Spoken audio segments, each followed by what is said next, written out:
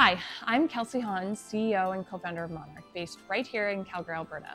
I grew up as a high-performance athlete, and it's what's shaped my views on leadership, growth, and performance. I learned early on that falling wasn't failure. It was actually part of the process. Whether you're 4 years old learning to skate for the first time, or you're stepping into your very first leadership role, growth comes from getting back up again and again. See, in sports, progress is intentional. Athletes don't hope to improve. They train relentlessly and they practice on purpose. But in business, development often stops at job titles, boring PowerPoints, or one-off coaching. We often rely on hindsight instead of real-time insight. Leadership development is broken. It was built for a slower, simpler, pre-COVID world.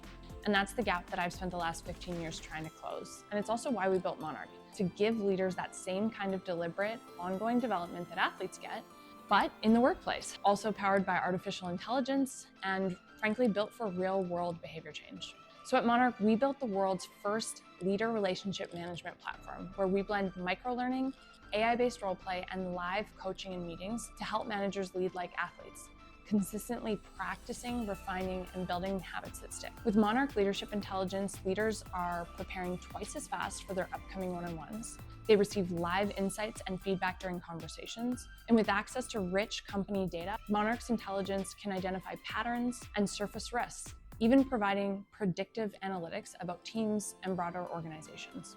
We're turning everyday meetings into performance moments. Because let's face it, leadership isn't about big speeches or fancy titles. It's about building trust, giving feedback, and ultimately how you make people feel. At Monarch, our work has never been more urgent. Team sizes have nearly tripled over the last 10 years. We're working more than any generation in history. And today's leaders aren't just managing work.